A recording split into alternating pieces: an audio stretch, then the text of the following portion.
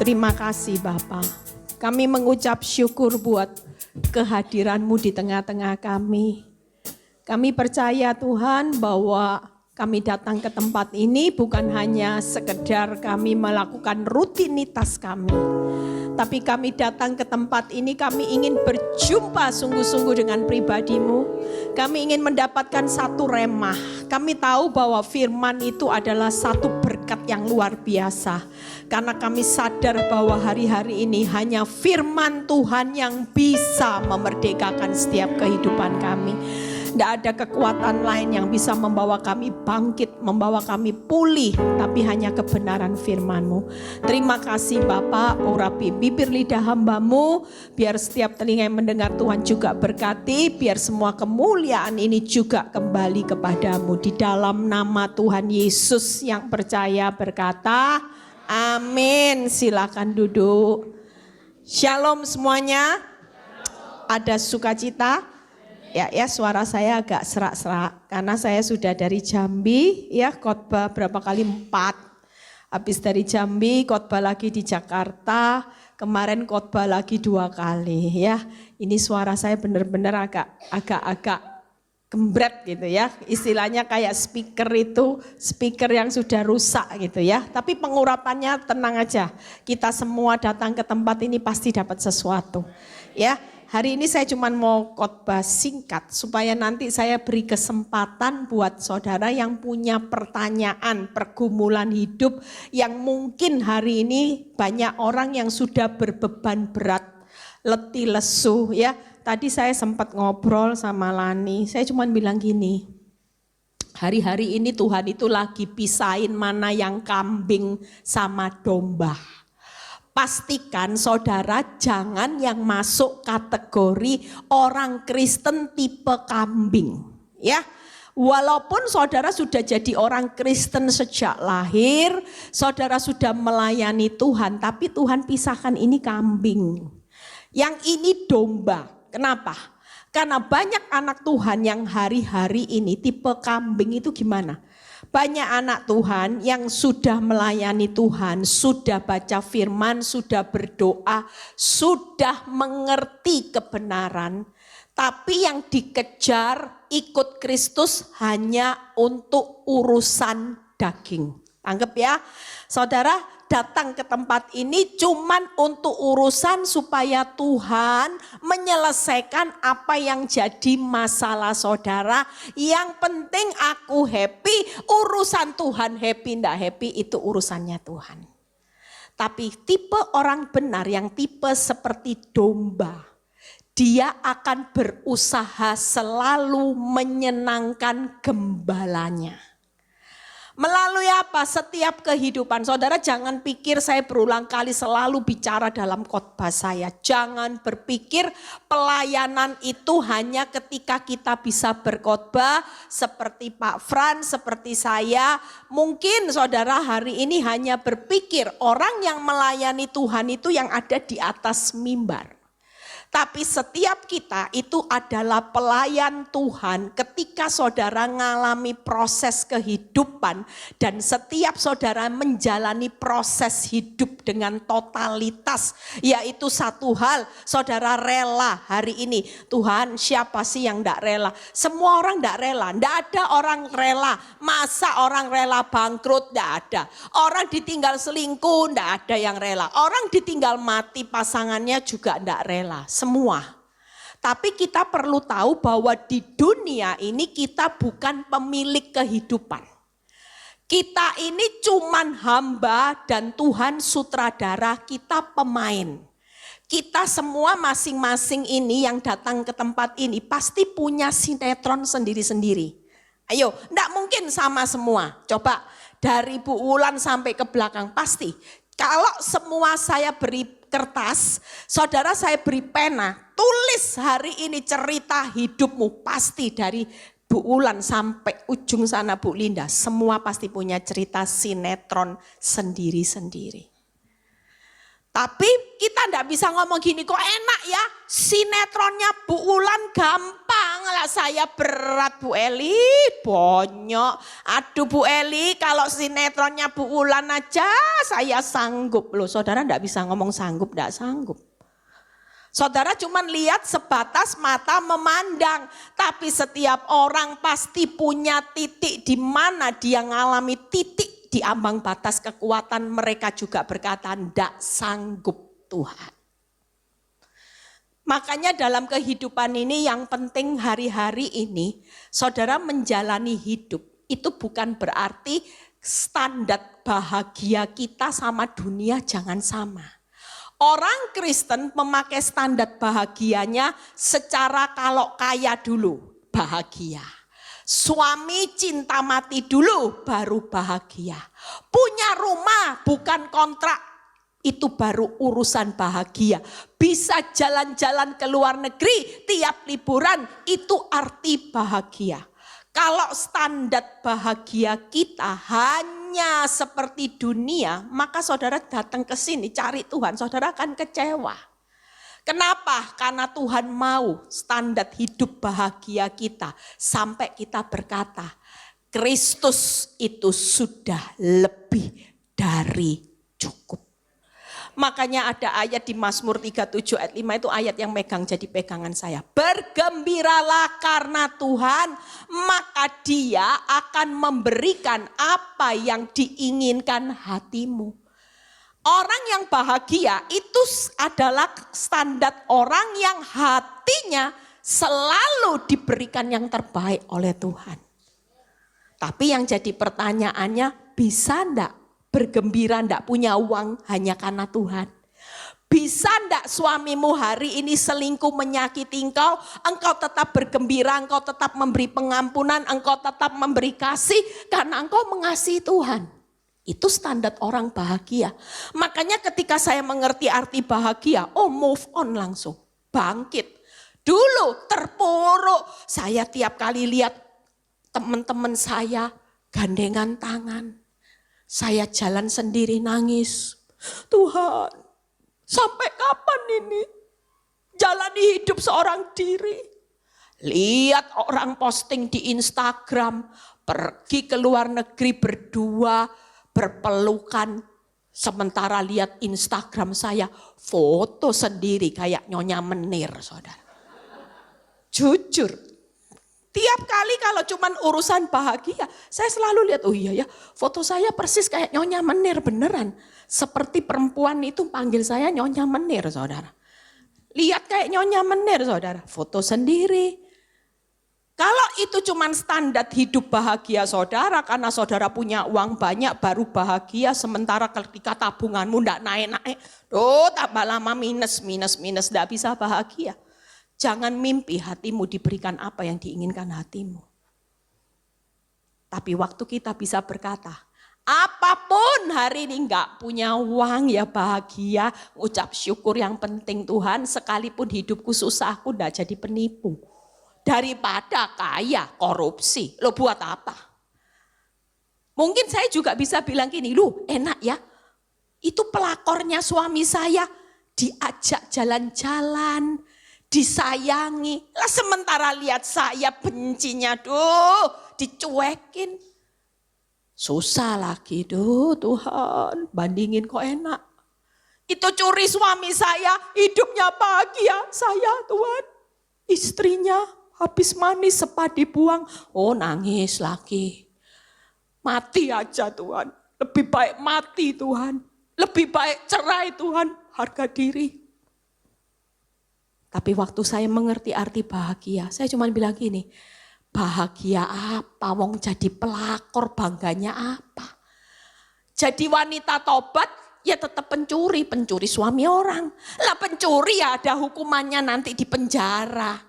Lah hidup saya yang disakiti, tapi saya tetap bisa bergembira. Saya tetap setia sama suami, saya tetap mengampuni suami. Saya percaya Tuhan memperhitungkan dan Tuhan berkata gini, aku akan memberikan apa yang diinginkan hatimu. Wow, itu arti bahagia. Lah kalau Tuhan yang memenuhi apa yang diinginkan hatimu, ini sumber loh. sumber kekayaan, sumber berkat, sumber segalanya. Kalau dia yang berjanji memenuhi apa yang diinginkan hatimu, apa yang tidak bisa dia lakukan? Semuanya mudah. Kemarin saya dapat ayat ini bagus, yuk kita baca. Ayat ini jadi pegangan di akhir zaman. Markus 1 ayat 15, nanti kita tanya jawab. Ya, saudara pastikan datang ke tempat ini, saudara pulang pasti bawa sesuatu. Rema yang akan membawa saudara hari ini bergembira. Di tengah hutang gembira aja. Nanti tahu-tahu Tuhan akan buka jalan. Kenapa? Karena Tuhan bilang gini, kesetiaanmu membuat aku tidak segan-segan memberkati hidupmu. Itu kata kunci. Amin. Lah kalau kita terus hitung-hitungan sama Tuhan, disuruh ngampuni, hitung. Sudah 70 kali 7 Tuhan. Sudah mentok Tuhan, mentok. Tuhan ya bilang, oh ya kamu bilang gitu ya, ini buat aku loh. Kalau segala sesuatu kamu lakukan buat aku, kamu hitung-hitungan mentok, not, sudah tidak bisa lagi, tidak ada kata maaf. Berarti kamu sedang menutup jalan berkat yang aku sudah sediakan buat orang benar. Makanya hidup ini jangan hitung-hitungan, proses jalani, nikmati, syukuri. Sampai kapan? Orang tanya, Bu Eli sampai kapan? Lah kamu tanya sampai kapan, saya sendiri aja enggak tahu sampai kapan. Saya sendiri enggak tahu, apakah dengan saya melayani Tuhan, saya totalitas buat Tuhan, saya memberi waktu, saya memberi tenaga, saya memberi uang, saya memberikan semua kehidupan saya buat Tuhan. Apa saya bisa sogok Tuhan untuk mengubah keputusannya? Cepet toh Tuhan, cepet. Tapi yang pasti sekalipun dia belum jawab doa-doa merubah keadaan yang buruk jadi baik, dia tetap Tuhan yang bertanggung jawab. Itu yang membuat kita hari ini tenang aja. Orang tua itu enggak mungkin enggak bertanggung jawab sama anaknya. Enggak usah saudara, masa saudara bilang gini sama mama papa, "Ma, besok makan loh Maya." Enggak usah. Saudara enggak usah ngomong, "Mah, besok makan 3 kali mah. Besok ya bayar uang sekolah." Enggak usah. Tanpa saudara ngomong, orang tua jelas tahu tiap tanggal berapa bayar uang sekolah. Tiap hari sudah disediakan makan, walaupun saudara tidak makan pagi, siang, malam. Tapi orang tua yang baik, dia pasti sediakan apa yang dibutuhkan anak-anaknya. Amin. Yuk, mana tadi ayatnya sudah? Markus 1 ayat 15, bisa dibuka ya? Rusak. Berarti tidak bisa tayangin PowerPoint. Wow, sayang ya.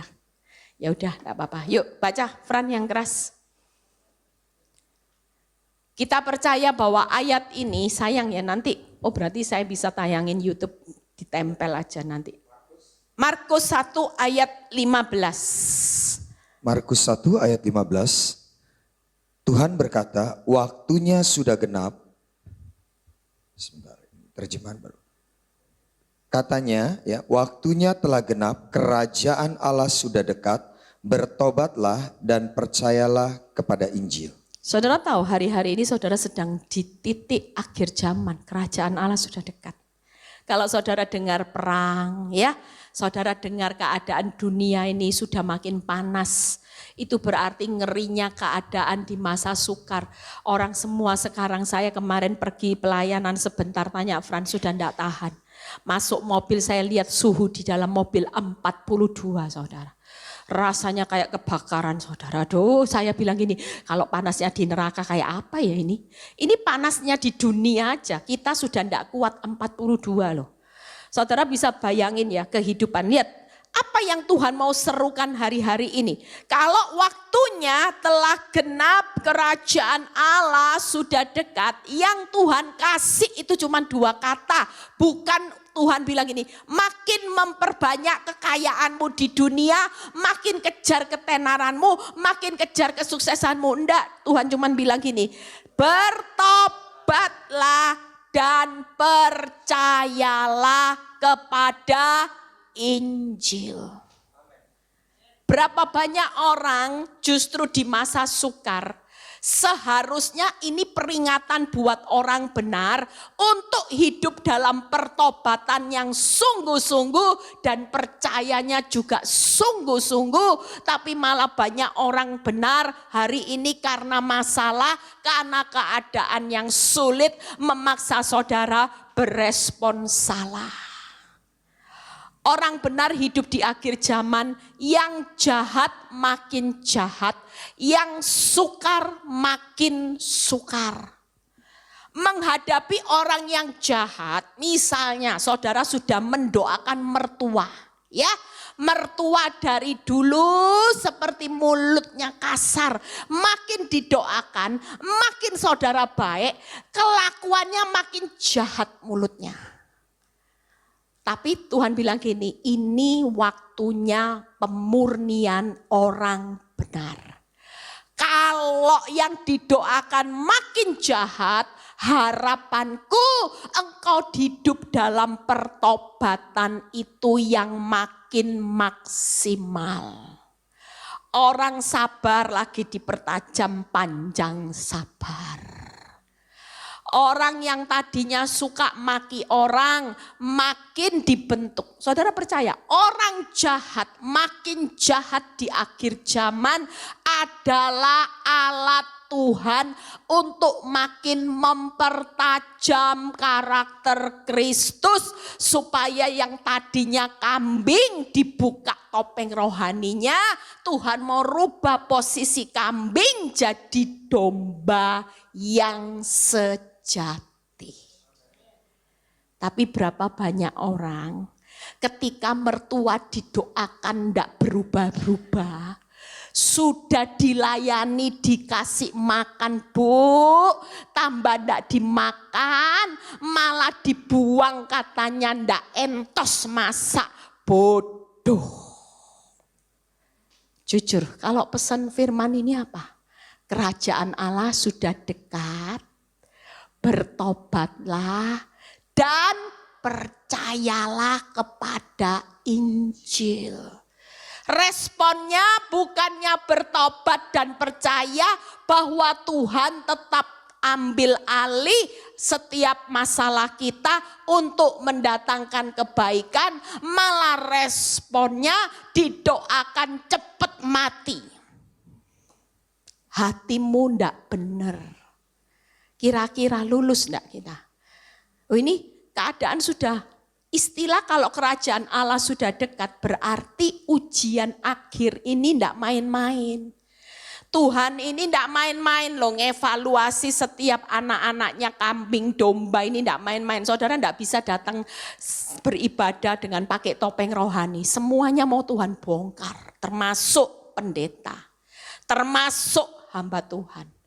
Makanya banyak pendeta-pendeta hamba Tuhan sekalipun hari ini ngalami pemurnian. Saya melihat beberapa orang cerita sama saya, Bu, ibu tahu pendeta ini kenapa? Ibu tahu ya, kalau khotbah kan gampang ya Bu. Dia bilang gini, percaya saja, percaya saja. Iya waktu diberkati Bu. Lah sekarang dia percaya saja, enggak ada panggilan khotbah Bu. Sementara angsuran kewajiban tiap bulan jalan, imannya mulai rontok Bu.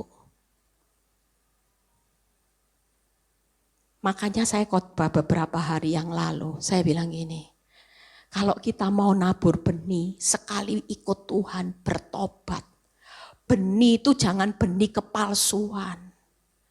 Benih itu benar-benar benihnya kebenaran. Saudara enggak bisa bilang gini, ayo percaya, ayo ngampuni. Sementara hidupmu sendiri tiap hari khawatir, takut, disakiti orang ya balas. Loh kita benar-benar jadi orang Kristen, tapi benih yang ditabur cuman palsu. Kalau benih kebenaran yang saudara tabur, saudara sudah menghidupi dulu.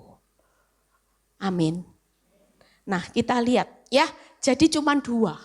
Kalau hidupmu lagi ngalami proses menghadapi orang yang jahat. Seperti saya waktu saya ngerti firman ini, saya cuman bilang gini, Tuhan aku tahu. Kalau proses hidupku makin lihat suamiku makin parah, rumah tanggaku makin hancur, itu berarti Tuhan mau tingkat pertobatan saya mulai sungguh-sungguh dan Tuhan mau percaya saya tidak lagi percaya melihat fakta.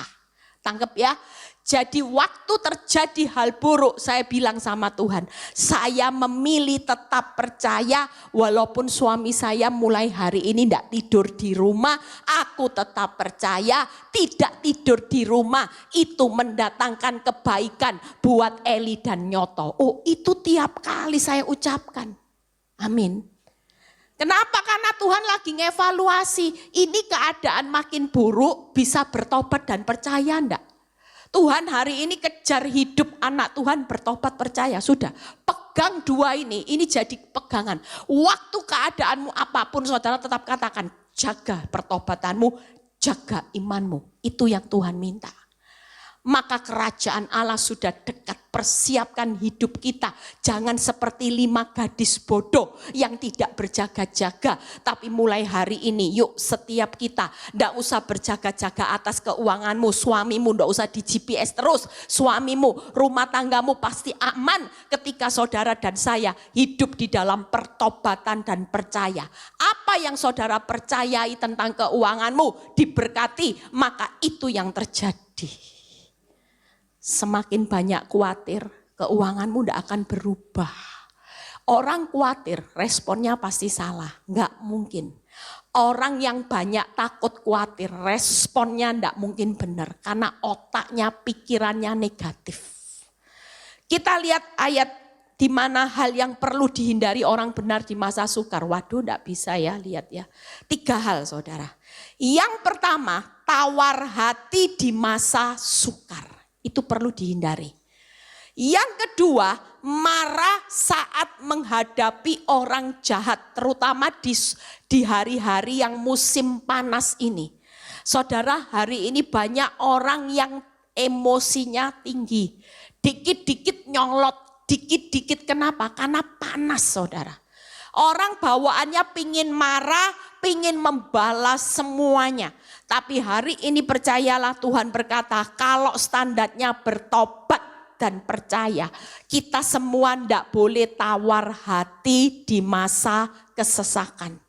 Karena ketika engkau tawar hati, engkau mulai meragukan Tuhan dengan banyak takut daripada percaya, di situ kecil kekuatan imanmu untuk melihat mujizat. Karena firman jelas berkata, orang yang tawar hati pada masa kesesakan, maka kecillah kekuatannya. Berapa banyak kita tawar hati hari-hari ini, kenapa? Karena lihat keadaan makin parah. Yang didoakan tidak makin bertambah baik, yang didoakan makin parah, sehingga kita tawar hati, lihat masalah tanpa kita sengaja, kita juga sedang tawar hati dengan meragukan Tuhan. Orang kalau percaya tidak mungkin tawar hati. Tuhan makin tak doakan makin parah. Haleluya, puji Tuhan. Yang pasti ini tetap mendatangkan kebaikan di kacamata Tuhan. Sekalipun di kacamata manusia ini bonyok, ini faktanya buruk. Tapi Tuhan punya cara pandang yang total berbeda dengan cara pandang kita memandang masalah. Saya memandang masalah suami selingkuh menjengkelkan, bikin nek, bikin pingin bunuh diri, bikin jengkel. Tapi Tuhan memandang suami saya yang selingkuh itu alat yang luar biasa. Kalau enggak mungkin Bu Eli sosialita jadi hamba Tuhan. Beda enggak? Beda enggak? Jadi hari ini jangan marah dengan proses. Karena yang kita lihat proses itu enggak enak. Tapi yang Tuhan lihat proses itu nanti ujung-ujungnya mendatangkan kebaikan buat hidupmu kelak. Sesusah-susahnya orang benar, dia tetap sutradara kehidupan yang akan bertanggung jawab. Yang kedua enggak boleh marah, hari ini enggak boleh tawar hati, enggak boleh marah. Yang ketiga enggak boleh sakit hati. Menghadapi orang makin jahat biarkan. Jangan marah, jangan sakit hati, jangan tawar hati. Itu standarnya orang yang mau bertobat dan percaya. Yang kedua, kenapa orang benar pasti kuat? Orang benar itu selalu diperlengkapi. Dari kemarin saya khotbah ya, mungkin ingat khotbah saya. FRID. F-R-I-D. Orang benar selalu disertai dengan fruit. Itu yang membuat kita tidak pernah kalah. Orang benar itu selalu F. Yang pertama adalah firman Tuhan. Hari ini engkau tidak punya modal. Hari ini engkau tidak punya kemampuan untuk menghadapi Goliat. Engkau tidak punya lembing, tidak punya tombak untuk menghadapi kekuatan masalah yang begitu berat, tidak jadi masalah. Seperti saya waktu saya menghadapi wanita yang merusak rumah tangga saya. Oh jelas, kemampuan tidak punya. Yang sana sudah pinter merayu suami, pinter rusak pikiran suami, pinter main dukun. Nah ya. Namanya hidup saya hari itu cuman mengandalkan Tuhan bilang ini ndak perlu takut. Walaupun dari mulut suamimu keluar aku sudah ndak cinta lagi sama kamu Eli. Aku ndak punya rasa. Tapi perlu tahu firman yang aku ucapkan hidupmu ditentukan apa kata firman. Ketika aku berkata bahwa apa yang dipersatukan Tuhan tidak bisa dipisahkan manusia. Senyatanya firman itu akan memerdekakan rumah tanggamu yang hancur tetap akan pulih. Mungkin keuanganmu hari ini hancur, kok enggak punya apa-apa. Sudah enggak punya apa-apa di PHK. Lu ada loh orang ngalami proses seperti itu. Ya, saya berharap ibu ini kesaksian minggu depan. Saya mau kasih teleponnya sama Fran. Saya ketemu ibu ini sudah lama. Beberapa tahun waktu dia diproses suaminya selingkuh. Hari itu dia bilang gini, Bu, suami saya selingkuh. Ya sudah kamu ngampuni. Setelah ngampuni proses suaminya balik. Suaminya balik baru berapa bulan seneng-senengnya. Tidak lama dia divonis kanker. Habis divonis kanker, dia pikir ya ampun Tuhan, kena kanker payudara mungkin karena saya kepahitan ya Bu Eli. Ya sudah kamu jalani proses Bu, harus di kemo enggak apa-apa. Sudahlah ngucap syukur, percayalah bilur-bilur Yesus akan memberi kesehatan. Kalau dulu apa yang dipersatukan Tuhan enggak bisa dimisahkan manusia. Buktinya wanita yang jauh lebih muda itu enggak bisa pisahkan kamu. Hari ini pembuktian bahwa bilur Yesus itu pasti memenangkan kankermu. Saya cuma bilang gitu dan ibu ini tetap setia.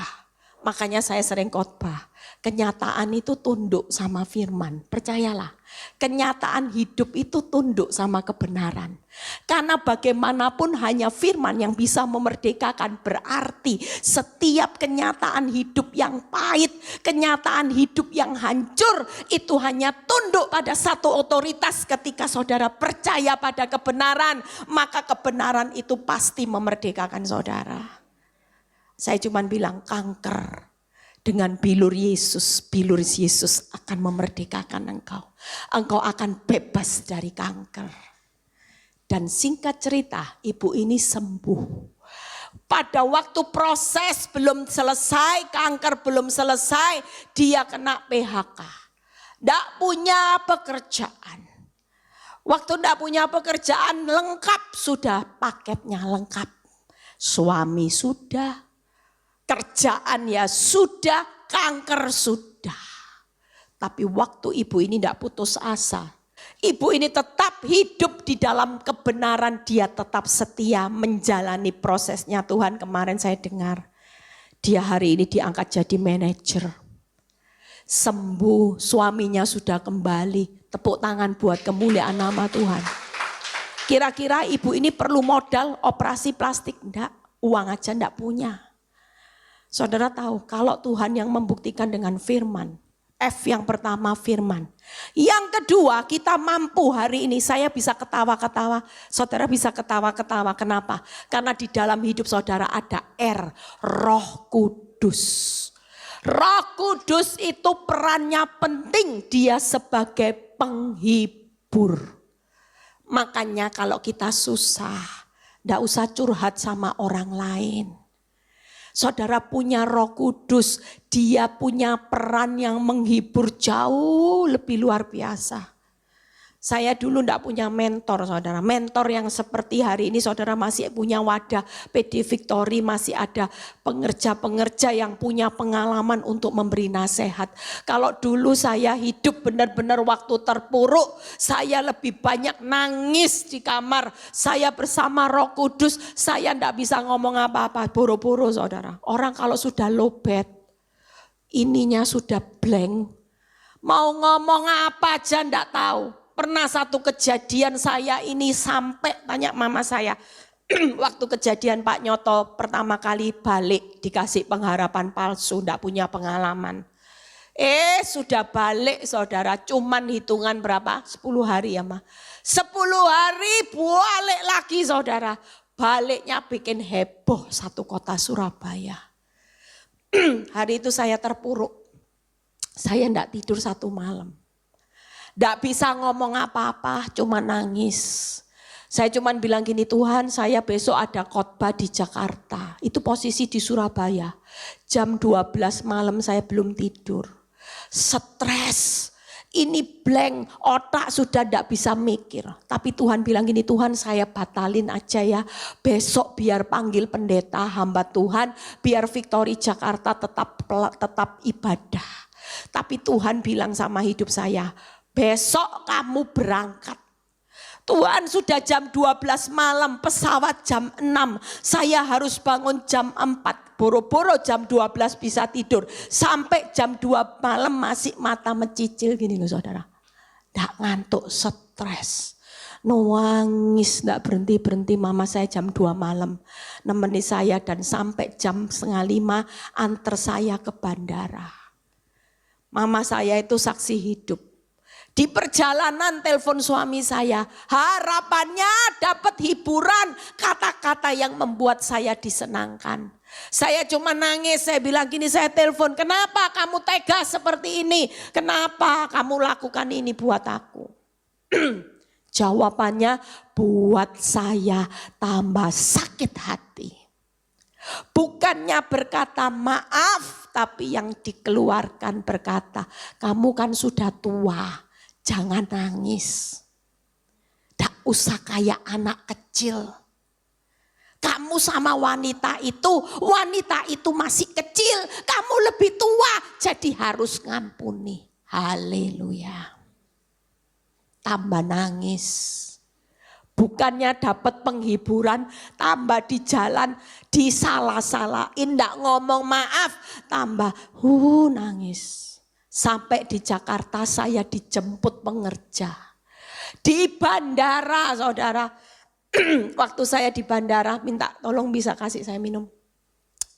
Di bandara saudara tahu ya, doain saya karena nanti besok saya ke Banyuwangi masih khotbah 4 kali saudara. Haleluya. Fran harus ditutup. Nah, bukan ini yang berikutnya Frit tadi. Dan waktu saya sampai di bandara, pengerja jemput saya. Pengerja sudah tahu masalah saya. Dia ajak saya makan, enggak bisa makan. Saya diajak ngomong A, jawabnya B. Diajak ngomong C, jawabnya D. Pengerja mulai kontak sama tempat ibadah. Dia bilang gini, Bu Gem enggak bakal bisa khotbah, error, blank. Sudah hun-hun katanya, hun-hun. Jadi diajak ngomong A, jawabnya B, hun-hun enggak, oh hun-hun. Bu Gem enggak bakal bisa khotbah. Sampai di tempat ibadah, itu jam 10 kurang 10 menit. Saya lihat ruang ibadah sudah penuh. Mak tenggon. Semua pengerja bilang gini, ya apa ini? Untung ada satu pengerja saya dikasih hikmat. Bu Gem naik ke kamar saya di atas. Ada satu ruangan 10 menit Bu Gem nyembah Tuhan. Hari itu saya naik ke atas.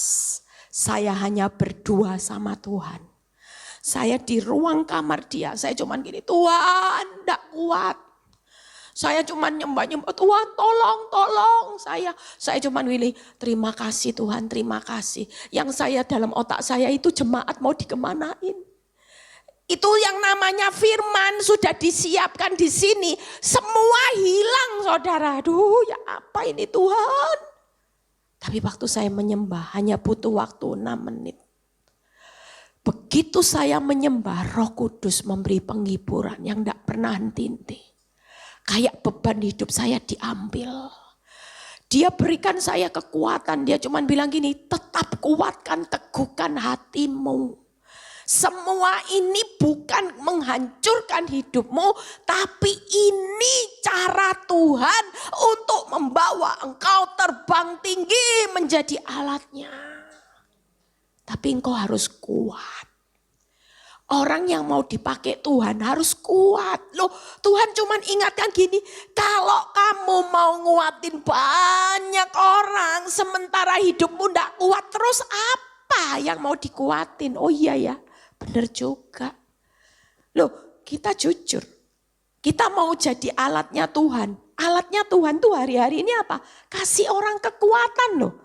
Lah sementara kita hidupnya cuman letih, lesu, loyo, nangis.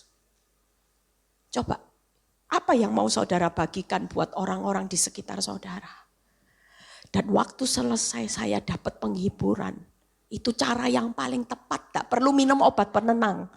Mungkin beberapa pengerja bilang gini, apa dikasih obat penenang dulu ya supaya Bu Eli bisa khotbah. Ini otaknya dipakai obat. Kalau dengan cara kita enggak bisa loh. Ini perlu instan. Kalau obat penenang ini langsung mungkin otaknya jadi netral. Dalam hati saya, untung enggak dikasih obat penenang. Langsung ngorok saya nanti.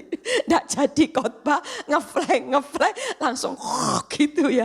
Tapi dengan cara Roh Kudus hanya butuh 6 menit, enggak perlu biaya. Hari itu saya khotbah saudara, saksi hidupnya pengerja saya orang lama. Itu saksi hidup. Hari itu saya khotbah. Saya enggak tahu caranya khotbah, yang penting saya sudah lega, saya ngalir. Saya turun dari mimbar, orang bilang gini, orang enggak tahu loh masalah saya. Bu Eli khotbahmu hari ini hebat, luar biasa, menguatkan saya. Banyak orang, saya sampai bilang gini, loh khotbah apa ya dari tadi? Jujur, enggak tahu loh. Yang saya omongkan dari awal sampai akhir itu bukan saya, tapi karya Tuhan yang ambil alih sampai pengurapannya penuh. Ketika hati saya bilang gini, saya tetap ngampuni suami saya. Itu titik balik. Tapi waktu saya menyembah, saya tidak bisa melepaskan pengampunan buat suami dan pelakor yang merusak rumah tangga saya. Habis waktu itu. Tapi titik balik waktu saya menyembah Tuhan. Saya berkata sama Tuhan, Tuhan hari ini aku mengampuni suamiku. Aku mengampuni wanita yang merusak rumah tangga saya. Aku lepaskan berkat, aku lepaskan pengampunan dalam hidup mereka berdua. Amin, ini ambil. Tepuk tangan buat kemuliaan. Itu hebatnya Tuhan. Bisa dibuka enggak? Bisa ya? Yang kedua Roh Kudus, yang ketiga I apa? Iman. Saudara di tengah keadaan kepepet, ada sesuatu yang bisa membalik kenyataan, iman. Iman itu membalik dari sesuatu yang buruk. Ketika engkau punya iman yang teguh, kalau itu sudah waktunya Tuhan, maka imanmu itu mengalahkan dunia. Itu berarti ketika engkau percaya di tengah keadaan yang sudah tidak ada jalan keluarnya, maka iman itu akan menggerakkan kuasa Tuhan membelah laut dalam sekejap. Amin. Orang benar tidak perlu cari paranormal saudara. Dalam hidupmu itu sudah diperlengkapi yang namanya FRID, doa. D yang keempat itu doa. Kuasa doa orang benar itu besar kuasanya. Makanya hari ini yang lagi kepepet, yuk tidak usah cari paranormal. Tidak usah tabrak hutang online, hutang sana, nanti malah jerat. Hutang makin gali lubang makin lama, lubangnya makin dalam, saudara makin kecemplung dalam lubang itu tidak bisa keluar nanti saudara. Saya tuh ngeri tadi ngomong sama Fran sama Bu Lina. Ada seorang jemaat utang uang loh 3,5 M sebelum pandemi. Tiba-tiba setelah pandemi 3 tahun jadi 10,5 M saudara. Bayangin. Dan itu harus dibayar. Mau enggak mau harus jual rumah. Karena sudah tanda tangan di atas materai. Makanya hari ini jangan. Sudahlah. Sudah diperlengkapi Frit itu tadi, diaktifkan coba. Mulai cari firman yang bisa jadi kekuatan. Mulai hari ini Roh Kudus nyembah aja. Mulai pergunakan iman dan doa terus. Jangan jemu-jemu, percayalah kemenangan itu pasti terjadi. Amin.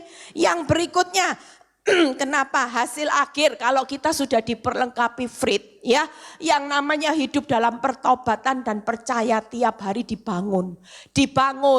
Orang hari ini nunggu waktunya Tuhan itu bukan berarti enak-enak. Yang Tuhan mau bagianmu lakukan. Hidup dalam pertobatan setiap hari. Hidup dalam percaya dan percaya. Tidak ada yang namanya orang benar. Hidup boleh melihat fakta. Hidup hanya melihat percaya kepada Tuhan titik. Tidak ada koma lagi. Tidak ada resepnya. Orang percaya kepada Tuhan tetapi Tuhan. Tidak ada. Kalau saudara percaya Tuhan itu hebat. Tidak ada kata tetapi. Percaya saja titik. Selebihnya urusan Tuhan. Amin. Jaminannya apa? 3J. Orang benar paling gampang sudah. Kalau Frit itu sudah ada di dalam hidup saudara. Jalani aja. Nikmati, syukuri. Pada akhirnya nanti orang benar itu yang dalam perjalanan. Saya selalu menegaskan ini berulang-ulang. Supaya ini jadi mindset. Kenapa hidupmu takut? Karena yang dibayangkan ancur. Bangkrut, krut. Orang benar itu selalu ditutup 3J. Siapa yang ingat saya kasih hadiah? Ayo, siapa yang ingat pedoman saya tiap kali khotbah 3J apa? 3J apa? Pertama jalan keluar. Orang benar jalani aja, tidak mungkin ketemu jalan buntu saudara bersama Tuhan. Sudah ngerti, tidak ngerti, enak, tidak enak. Berikutnya. Lihat ini ya, memerdekakan penghibur, mengalahkan kuasa yang besar. Ini enggak main-main. Nah ini loh, ini.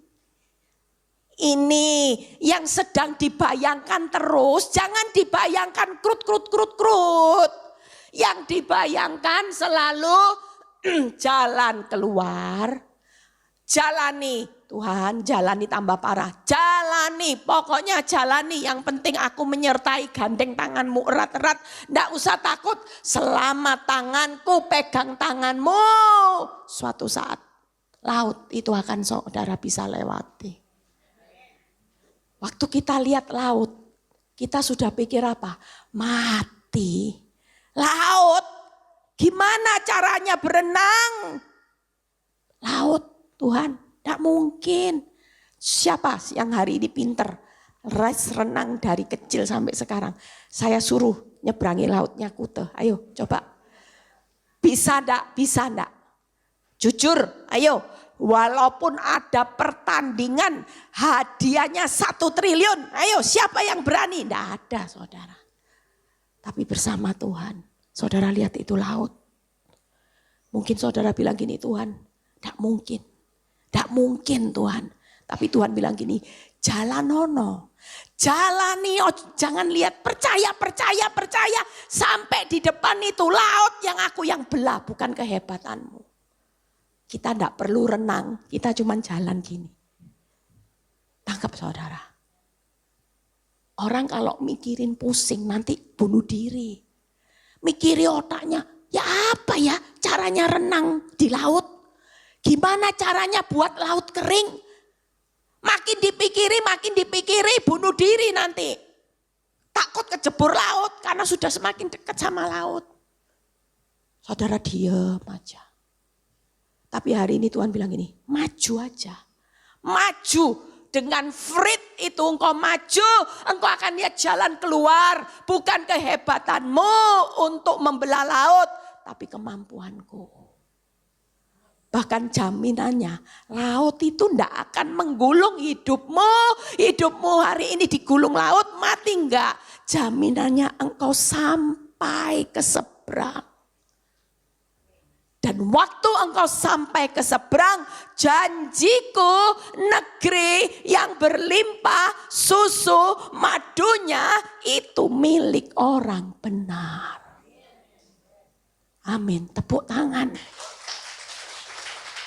Jangan jadi orang Kristen hari ini yang dibayangin cuman laut, yang dibayangin cuman lihat Goliat. Tapi kita semua hari ini sudah diperlengkapi dengan Frit ini. Oh itu senjata, tidak perlu belajar. Yang penting tiap hari firman. Roh Kudus dilibatkan, imanmu dibangun, doamu dibangun. Jalani, besok tambah parah, jalani. Sampai di titik engkau akan lihat, wow. Banyak orang yang konseling sama saya, waktu mereka bangun iman gila-gilaan sama Tuhan, mereka cuma bilang gini, eyalah Bu, ternyata Tuhan itu suka ajak guyonan ya. Guyonan gimana? Lah kelihatannya dibawa jet coaster, jeketek, istilahnya jeketek itu apa ya? Delala apa ya? Walah ternyata Bu, solusinya itu loh cuman gini tok. Lah memang, lah yang bikin otak kita rumit kan karena kita ngukur dari kemampuan kita.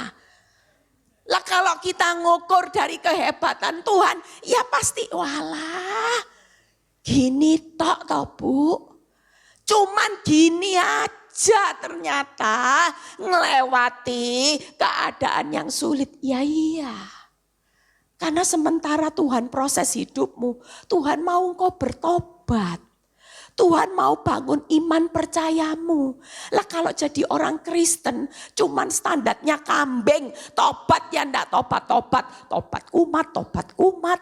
Percaya ya cuman sekedar percaya, hidup imannya cuman up and down. Kira-kira Tuhan itu bisa bawa saudara cepat ndak keluar? Ndak bisa. Karena standar orang benar itu harus bertobat dan percaya. Itu yang perlu dibangun. Makanya kita hari ini yuk nanti lihat aja jalan keluar, laut dibelah. Jaminannya tidak akan digulung laut. Yang ketiga janjinya semua yang berlimpah, yang hilang dikembalikan lipat. Anggur yang manis, keuangan yang diberkati, rumah tangga dipulihkan, anak-anak masa depan yang penuh damai sejahtera. Tuhan pasti berikan. Amin. Yang berikutnya. Yuk lihat bagaimana hidup orang benar. Yang terakhir setelah itu kita tanya jawab. Hidup orang benar itu Galatia 5 ayat 1 dan 13 ya.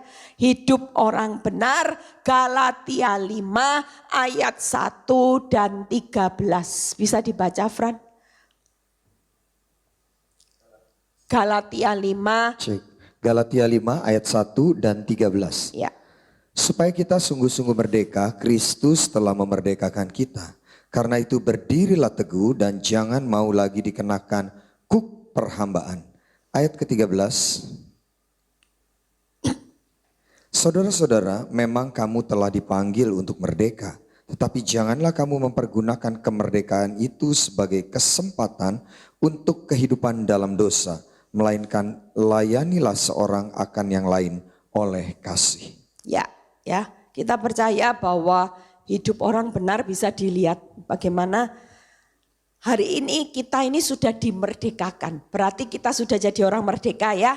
Tapi sering kali ketika kita sudah merdeka, kita masih mau jadi hambanya iblis.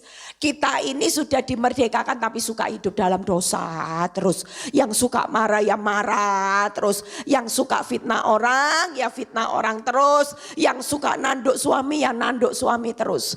Mulai hari ini yuk kalau kita bukan ini yang satunya. Hidup orang benar. Nah, bukan ini. Hidup orang benar.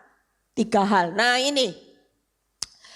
Kita yang sudah dipanggil teguh sebagai hamba kebenaran. Saudara harus tahu status kita ini hamba kebenaran. Jangan merubah status sebagai hamba kebenaran karena lihat orang jahat. Saudara balas jahat. Anggap ya. Banyak orang merubah statusnya hari-hari ini karena gara-gara diperlakukan tidak adil. Saudara ikut jadi orang jahat. Balas yang jahat dengan yang jahat. Sehingga Tuhan mau kita ini sampai akhir berdiri teguh sebagai hamba kebenaran. Tidak berhasil. Kalau kita disakiti suami, jangan nuntut cerai sudah. Namanya hamba kebenaran itu ndak usah nuntut cerai. Hamba kebenaran itu akan tetap setia dengan prosesnya Tuhan. Yang penting Tuhan, sekalipun hari ini suamiku belum pulang, aku tetap memilih setia. Itu berdiri teguh sebagai hamba kebenaran. Tuhan, tokoku sepi. Aku ditawari usaha tipu-tipu cepet kaya. Tapi aku ndak mau. Aku lebih rela pikul salib sangkal diri. Walaupun toko tambah sepi. Aku memilih tetap hidup benar. Tangkap. Yang kedua ini tadi. Ya, hiduplah terus, jangan hidup dalam dosa. Dan jangan hidup dalam kebencian. Itu tadi ayat ke-13 ya. Saudara, hari ini melainkan layanilah seseorang akan yang lain oleh kasih. Mertuamu jahat, ya tetap layani kasih. Jangan dikasih obat urus-urus yang supaya diare, tapi hari ini kalau dia cerewet belikan makanan kesukaannya. Orang melayani kasih itu tidak ada standarnya. Melayani kasih termasuk memberi pengampunan tanpa batas. Melayani orang baik gampang, dunia gampang. Baik sama saya, ya tak bales. Kalau kamu jahat sama saya, ya bales jahat. Itu dunia. Tapi Alkitabiah, rohaniawan, domba sejati, waktu diperlakukan jahat, tetaplah melayani dengan kasih. Amin. 3 hal ini selesai. Ya, 3 hal tadi apa saudara hari ini? Tidak boleh tawar hati. Walaupun masalahmu tambah sukar. Tidak boleh sakit hati orang yang makin jahat. Tidak boleh sakit hati sama yang nyakiti hidupmu. Tidak boleh marah sama orang yang jahat. Saya sudah selesai. Fran boleh kasih pertanyaan. Siapa yang mau tanya sama saya? Ya. Saya percaya bahwa hari ini firman Tuhan yang ditabur tidak pernah sia-sia. Sudahlah, kejar pertobatan, kejar hidup percaya karena kerajaan Allah sudah dekat. Itu perintah Allah. Ya, tidak usah kejar sukses, sukses mati tidak dibawa. Tidak usah kejar cepat-cepat keluar dari masalah. Karena masalah juga mati tidak pernah dibawa. Tapi waktu kerajaan Allah sudah dekat, Tuhan lagi cari domba-domba yang sejati, yang hidup dalam pertobatan yang sungguh-sungguh dan hidup di dalam percaya. Amin. Yuk kita lihat bagaimana pertanyaan. Tutup dulu aja, nanti ditutup dulu. Bapak terima kasih, kami percaya bahwa firman yang ditabur tidak pernah sia-sia. Kami tahu bahwa kedatangan Tuhan sudah semakin dekat. Kerajaan Allah sudah semakin dekat. Kami tidak mau jadi 5 gadis yang bodoh. Kami mau jadi 5 gadis yang bijaksana hari-hari ini. Bukan berjaga-jaga atas masalah kami, tapi kami mau berjaga-jaga atas pertobatan kami dan rasa percaya kami Tuhan. Ketika kami kuat dalam pertobatan dan kuat dalam rasa percaya kami semakin hidup dalam jaminan Tuhan. Kami akan lulus masuk hidup dalam kekekalan. Terima kasih Bapak, kalau sebentar kami mau sesi tanya jawab. Kami percaya bahwa pertanyaan yang diberikan dan jawaban itu akan menjadi kekuatan buat setiap kami. Terpuji namamu Bapa, di dalam nama Tuhan Yesus yang percaya berkata, amin.